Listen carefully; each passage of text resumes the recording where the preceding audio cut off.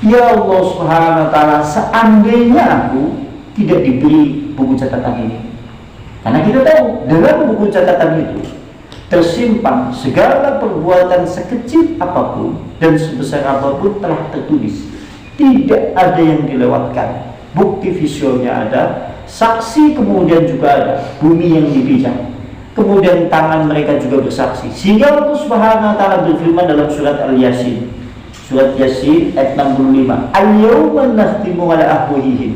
Maka pada hari itu tatkala kemudian kami Allah mengunci mulut-mulut mereka, nanti bersaksi di hadapan Allah tangan-tangan mereka, kaki-kaki mereka, bima kanu yaksibun, terhadap apa saja yang mereka kerjakan. Makanya orang yang celaka itu berkata, ya laitani lam uta kitabiyah, ya Allah, seandainya aku tidak perlu kemudian diberi buku catatan ini. Seakan-akan menunjukkan penyesalan, kerugian, kehancuran, dan kebinasaan. Naudzubillah summa naudzubillah.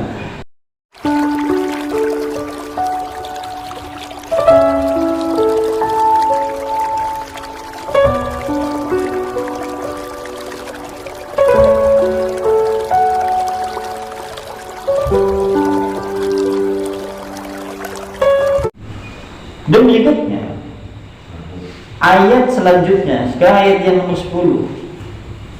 Wa amma man utiya kitabahu walau ad-dhahri. Maka adapun siapa saja yang diberi buku catatan amalannya dari belakang punggungnya. Kan kalau dalam ayat Al-Quran, ahli surga menerima buku catatan amalan dengan yamini, dengan tangan kanan. Kalau ahli neraka menerimanya itu dengan tangan kiri dari belakang punggungnya. Sehingga kalimatnya adalah wa amma man utiya kitabahu wara ad-dhahri. Maksudnya adalah bisimani, maksudnya dia menerima dengan tangan kiri. Namun bila suatu saat ada orang kemudian menerima buku catatan amalannya dengan tangan kiri, min warai, itu dari belakang, dhahri, punggungnya. Itu maksudnya adalah ia menjulurkan tangannya ke belakang, lantas kemudian diberikan kitabnya itu. Maka itulah yang dimaksud di dalam ayat ini. Berarti menerima seperti ini. Ini yang dimaksud di dalam ayat ini. Beda kalau orang yang beriman, orang yang kemudian hisabnya mudah, orang yang suatu saat menjadi ahli surga, menerimanya dengan tangan kanan.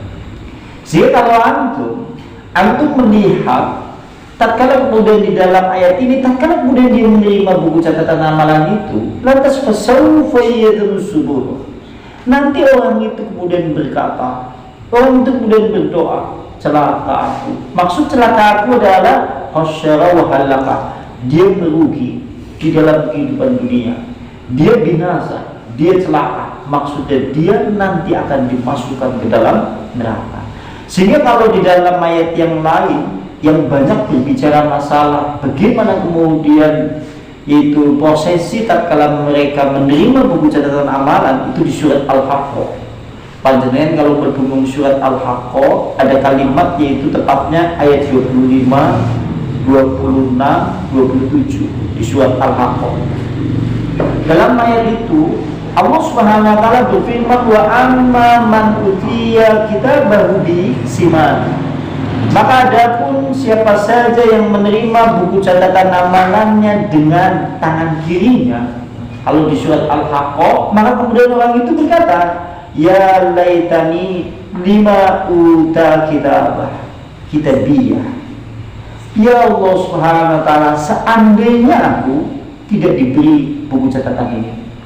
Karena kita tahu dalam buku catatan itu tersimpan segala perbuatan sekecil apapun dan sebesar apapun telah tertulis. Tidak ada yang dilewatkan. Bukti visualnya ada, saksi kemudian juga ada, bumi yang dipijak, kemudian tangan mereka juga bersaksi. Sehingga Allah Subhanahu wa ta'ala berfirman dalam surat Al-Yasin, surat Yasin ayat 65, Al-yawma nakhtimu ala afwahihim. Maka pada hari itu tatkala kemudian kami Allah mengunci mulut-mulut mereka, nanti bersaksi di hadapan Allah tangan-tangan mereka, kaki-kaki mereka, bima kanu yaksibun, terhadap apa saja yang mereka kerjakan. Makanya orang yang celaka itu berkata, ya laitani lam uta kitabiyah. Ya Allah, seandainya aku tidak perlu kemudian diberi buku catatan ini. Seakan-akan menunjukkan penyesalan, kerugian, kehancuran, dan kebinasaan. Naudzubillah summa naudzubillah. Sehingga Allah Subhanahu wa taala juga berfirman, "Walam adri ma hisabiyah." Lalu seorang itu kemudian berkata, "Aku tidak mengetahui apa yang sesungguhnya nanti menjadi hisabku." Ya laitaha, sesungguhnya seandainya kematian karena tilqadiyah itu bisa menyelesaikan semuanya. Ucapannya wong sing menerima dengan tangan kiri. Kalau di surat itu Al-Insyiqaq, ucapannya celakalah aku. Kalau ucapan di surat Al-Haqqah kemudian menyebutkan seandainya aku tidak diberi kitab ini. Kemudian dia berkata, sungguh di dalam kitab ini aku tidak tahu hisabku nanti bagaimana. Dan dia juga berkata, seandainya kematian manusia itu menyelesaikan semuanya, tapi ternyata kemudian kematian adalah pembuka segala aib yang besar dan yang kecil suatu saat akan mendapatkan hasilnya. Sehingga ini yang dimaksud dengan kalimat wa amma man utiya kitabahu wara'a dhahrihi. Beda sing wingi, sing hisab mudah. Sing hisab mudah bagaimana ya? Diterima di tangan kanan terus diterima. Nah ini ya, begitu diterima terus kemudian ditanya oleh Allah, hal minta kata, apakah aku melakukan seperti ini seperti itu? Jawab hamba itu, nah ya aku melakukan seperti ini seperti itu. Nanti kemudian Allah mengulang lagi, hal minta kata, apakah aku melakukan dosa seperti ini seperti itu? Kemudian hamba itu menjawab, iya aku melakukan seperti ini seperti itu. Aku tidak bisa berbohong kepadamu wahai Allah. Lantas kemudian Allah berfirman, aku menutup dosamu di dalam kehidupan dunia, di dalam kehidupan akhirat. Hari ini pula aku mengampuni dosa-dosamu. Kemudian silakan masuklah kamu ke dalam surga. Mungkin sedengannya untuk dihisab hanya penampakan amal, tapi barang siapa yang dihisab pasti akan disiksa oleh Allah. Sebagaimana di pertemuan yang kemarin, siapa yang dihisab amalannya dia diazab. Maksud dari kalimat hisab yang ringan adalah hanya penampakan amalan, ditanya hanya beberapa kali, kemudian Allah mengampuni dosa-dosa kita semuanya. Karena kita tahu, jika kemudian kita ditanya oleh Allah terhadap apa saja yang kita lakukan, seakan-akan kita susah untuk selamat dari segala amal perbuatan yang selama ini kita lakukan. Naudzubillah summa naudzubillah. Dan berikutnya adalah Wayasla samir. Nanti tatkala setelah kemudian dia mendapat buku catatan dengan tangan kirinya, nanti kemudian dia akan dimasukkan kepada samir.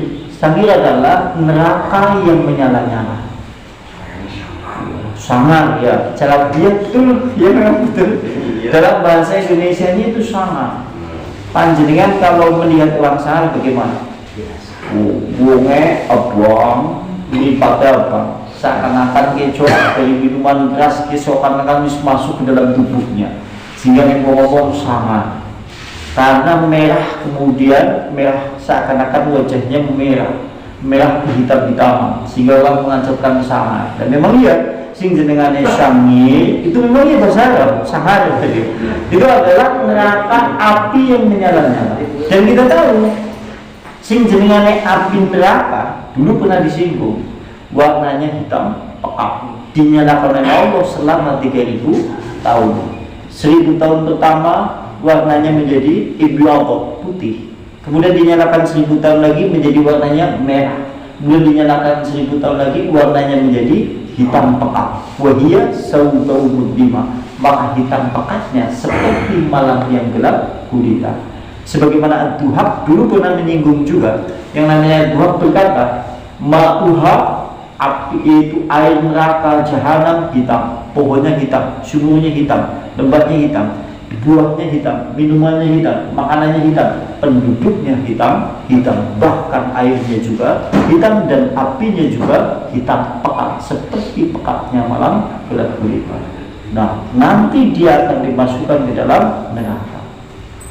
Kemudian berikutnya, kenapa kemudian dia dimasukkan ke dalam neraka? Innahu kana fi ahdihi masrura. Karena dulu di dalam kehidupan dunia bersama keluarganya, bersama kaumnya, bersama kawan-kawannya, masrura dalam keadaan bahagia.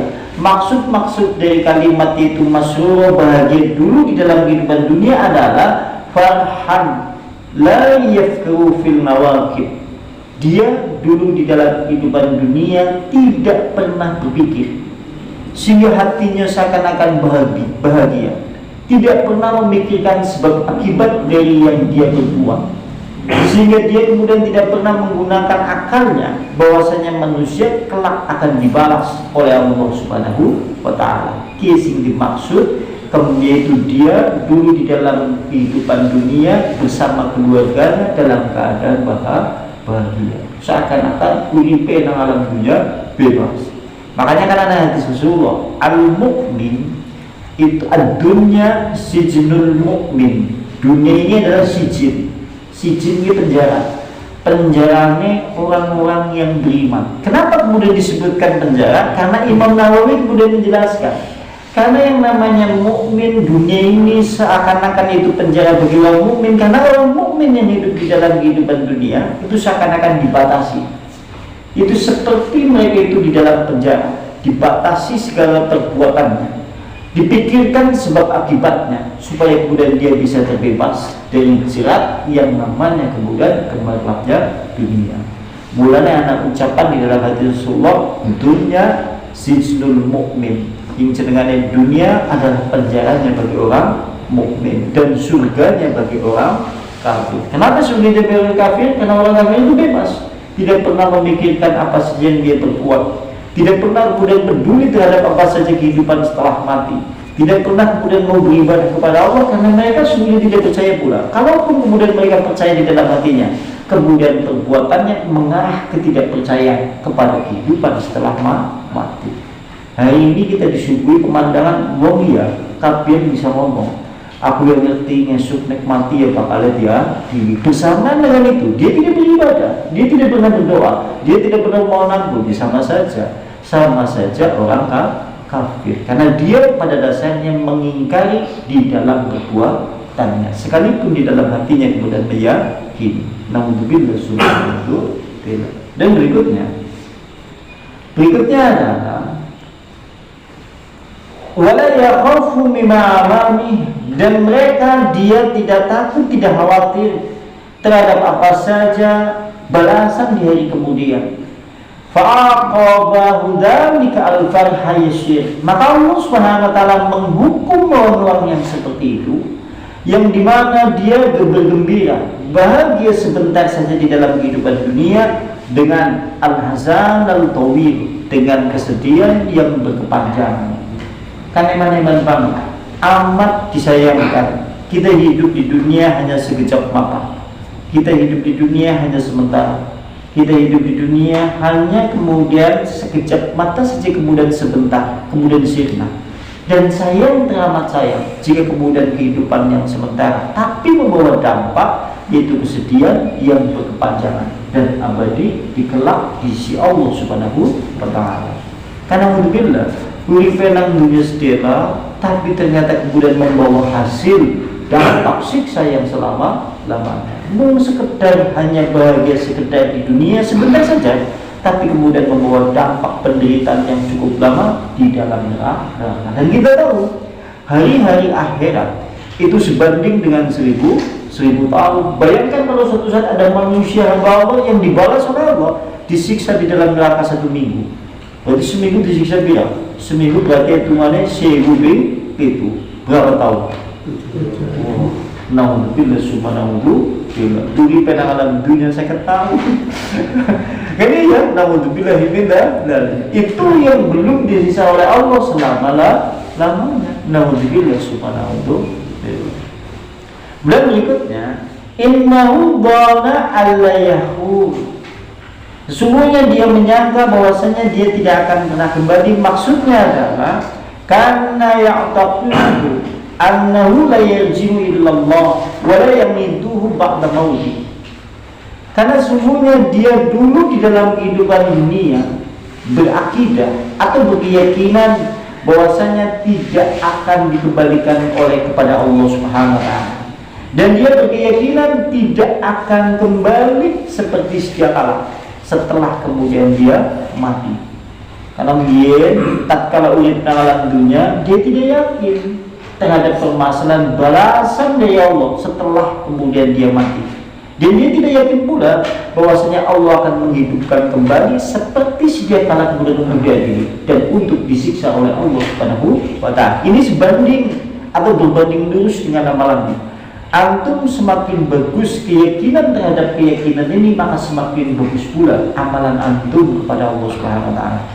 Antum semakin yakin bahwasanya kelak semua perbuatan manusia akan dibalas setelah mati, maka panjenengan keyakinan itu semakin tinggi, maka semakin bagus amalan soleh Anda. Berarti naik dewek amal soleh lagi jelek, lagi turun, keyakinan balasan terhadap kehidupan setelah mati lagi turun. Bayangkan sampai yakin terus, Masya Allah. Kayaknya mulai sholat, mulai ibadah dan yang lain-lain, Masya Allah. Jika kemudian dia memang betul-betul yakin yakin-yakinnya terhadap permasalahan ini. Sehingga kan anak hadis Rasulullah, al-kayyisu mandana nafsahu lima ba'dal mauti. Orang yang pandai itu bukan orang yang seakan-akan mampu mengoptimalkan yaitu akalnya untuk kemudian dia berpikir terhadap permasalahan sekedar dunia, bukan hanya itu, atau sekedar hanya pengetahuan semata, bukan.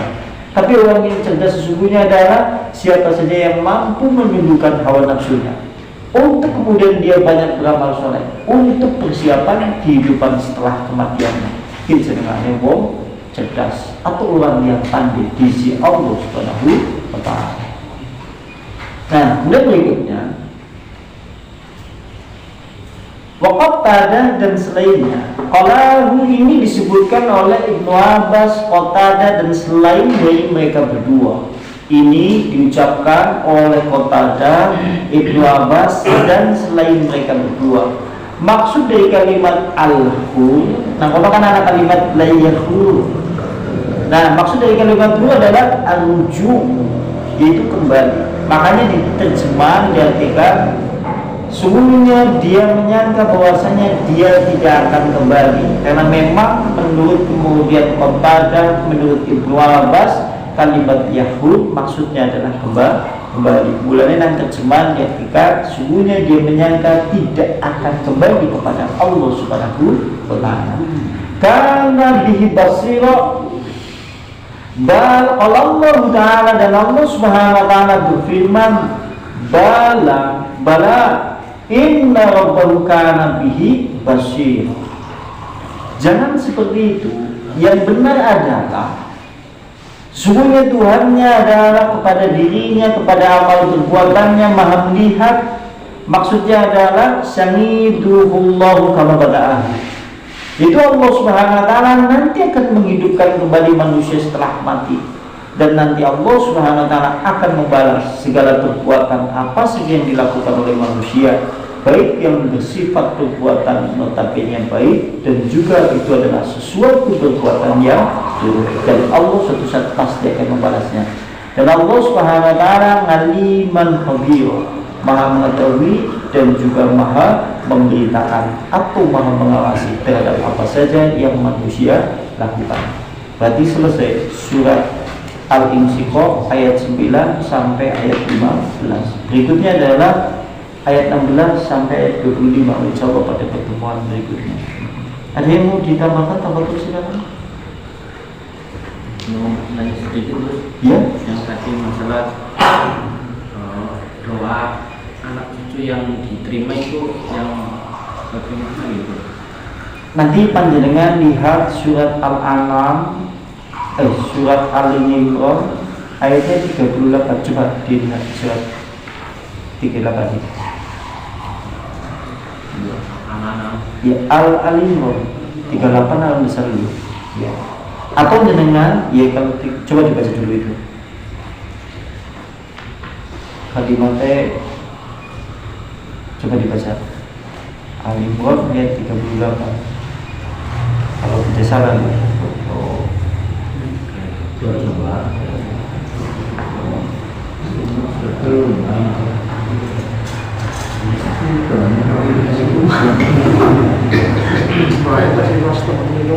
Sini Artinya juga. Iya, coba. Di sanalah Zakaria berdoa kepada Tuhannya. Dia berkata, ya Tuhanku, berilah aku keturunan yang baik dari sisimu. Sesungguhnya Engkau Ya, Maha betul. mendengar doa. Yaitu satu itu doa untuk kemudian memiliki anak keturunan yang nanti kemudian bisa menjadi soleh dan berkumpul lagi di dalam surga. Yang kedua, surat tadi, surat Ghafir, yaitu ayatnya 8. Doanya malaikat hamalatul ars sejatnya. Cuma untuk menjadi doa, karena kita tahu doa yang paling disunahkan diantaranya doa yang berasal di dalam Al-Quran dan juga doa yang ada di dalam sunnah. Makanya kemudian satu ayat tadi Al-Imran ayat 38, Rabbi habli min ladunka, kalimatnya itu ya misalnya. Yang kedua surat Ghafir. Nah artinya kalau panjang nanti itu kemudian doakan saja wadkhilna, kalimatnya kan ya Allah subhanahu wa ta'ala masukkanlah mereka anak-anaknya panjenengan istri, anak-anak, keturunan kita, kakek, bapak dan yang lain-lain, mereka semua yaitu ke dalam surga adil yang engkau janjikan wahai Allah subhanahu wa ta'ala. Nanti kemudian akan berkumpul bersama orang-orang yang soleh di dalamnya. Ini adalah doa yang dipanjatkan oleh hamalatul ars, malaikat tadi. Artinya apakah boleh kemudian dijadikan doa untuk kita? Boleh. Karena doa yang paling sunnah diantaranya doa yang bersumber dari Al-Quran dan berasal dari hadis Nabi. Itu diantaranya itu keuli sampai kemudian mengambil doa-doa itu. Artinya uli dua bagian doa yang sering kami panjenengan kita semuanya ucapkan dalam bilangan hari-hari yang kita miliki. Itu boleh. Diantaranya mungkin ada yang lain mungkin. Iya memang pentingnya ya, karena memang ya sangat berharap lah bagi kita semuanya kalau kita sudah memiliki keluarga, orang-orang yang kita cintai, teman-teman, kawan-kawan, sahabat sudah biasa berkumpul di dalam kehidupan dunia. Tentunya harapan yang terbesar kita kan kumpul lagi di sana di dalam surga.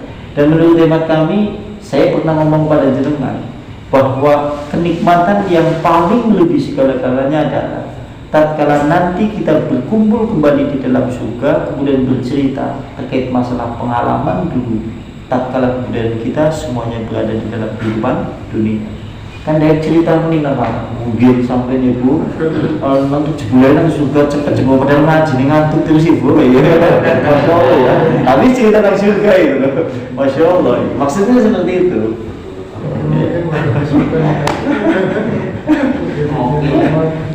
Ngopi dengan masya Allah ya bu. Susu yang namanya madu. Cukup ya. Berarti besok ayat 16 ya. Besok insya Allah ayat 16. Nahtimu berhadap majelis ta'lim wa bidawat Rasulillah subhanakallahumma bihamdika asyhadu an la ilaha illa anta astaghfiruka wa atubu ilaik. Hidupalah billahi taufiq wal hidayah. Assalamualaikum warahmatullahi wabarakatuh.